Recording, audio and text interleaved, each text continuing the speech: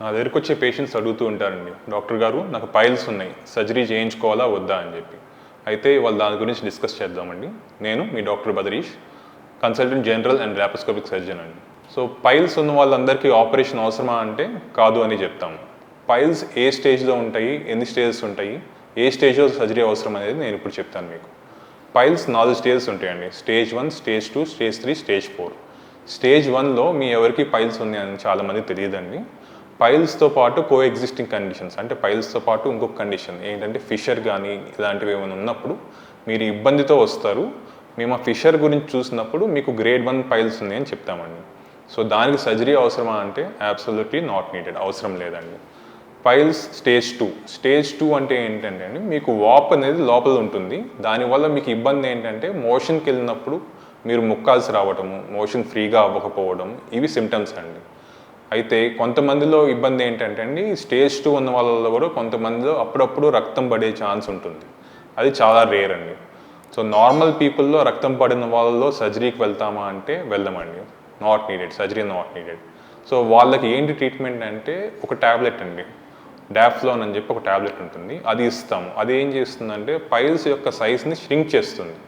పోనీ ష్రింక్ చేసి పైల్స్ మొత్తం క్యూర్ అయిపోతుందా అంటే గ్రేడ్ 2 ఉన్న వాళ్ళల్లో అది గ్రేడ్ 1 దాకా తీసుకొస్తుందండి. ఆ తర్వాత లైఫ్ స్టైల్ చేంజెస్, మీరు మాంసం తింటున్నారా, నాన్ వెజ్ తింటున్నారా, అది తగ్గించుకోవడం కానీ, ప్రోటీన్ ఫీడ్స్ ఎక్కువ తీసుకుంటున్నారా, అది తగ్గించడం కానీ చేస్తే ఏంటంటే ఫర్దర్గా అక్కడ రాపిడ్ అనేది లేకుండా మోషన్ ఫ్రీగా అవటం వల్ల మీకు పైల్స్ అనేవి ఇంకా గ్రో అవ్వకుండా అలానే ఉంటాయి అన్నమాట. సో మూడవది స్టేజ్ 3. స్టేజ్ 3లో ఏంటంటే మీకు ఆల్రెడీ పైల్స్ అనే వాపు వచ్చి మోషన్తో పాటు కిందకి వచ్చి పైకి వెళ్తూ ఉంటాయి. వీటిల్లో హైయెస్ట్ ఛాన్స్ ఏంటంటే అండి, మోషన్తో పాటు మీకు బ్లీడ్ అవటం. ఆ బ్లీడింగ్ అయినప్పుడు మాత్రం మీరు కొంచెం జాగ్రత్తగా ఉండాలి. ఎందుకంటే బ్లీడ్ అయినప్పుడు ఇమీడియట్గా మీరు కనుక హాస్పిటల్కి వెళ్ళకపోతే ఆ బ్లడ్ అనేది చాలా పోతుంది, బాగా ఇబ్బంది పడాల్సి వస్తుంది. సో వాటికి సర్జరీ అవసరమా అంటే వాటిల్లో సర్జరీ చేస్తామండి. అది కూడా ఎందుకు అంటే బ్లీడ్ అయ్యి మీకు హిమోగ్లోబిన్ తగ్గిపోకుండా ఉండటం కోసం సర్జరీ చేస్తాం.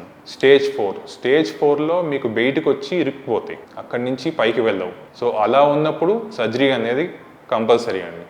సో ఇవన్నిటిలో ఏంటంటే స్టేజ్ 3, స్టేజ్ 4లో కనుక మీరు వచ్చారనుకోండి డెఫినెట్గా సర్జరీకి వెళ్ళాల్సి వస్తుంది. మీరు స్టేజ్ 1, స్టేజ్ 2లోకి వస్తే లైఫ్ స్టైల్ చేంజెస్, మెడికేషన్స్తో ఇవి మీరు డౌన్గ్రేడ్ చేసుకుని, అంటే స్టేజ్ 1లో కదా డౌన్గ్రేడ్ చేసుకుని కొంచెం మీ ఫుడ్ హ్యాబిట్స్ ఇవన్నీ కంట్రోల్ చేసుకుంటే మీకు సర్జరీ అనేది అవసరం లేకుండా మీకు లైఫ్ స్టైల్ చేంజెస్తో ఇవి క్యూర్ చేసే అవకాశం ఉంటుంది. సో మీరు స్టేజ్ 1, స్టేజ్ 2 డయాగ్నోస్ అవ్వాలంటే మీకు ఏమన్నా మోషన్లో ఇబ్బంది రాగానే ఇమీడియట్గా వచ్చి ఒక జనరల్ సర్జన్ కన్సల్ట్ అయ్యి మీరు ఒకసారి చెక్ చేయించుకోవడం మంచిదండి.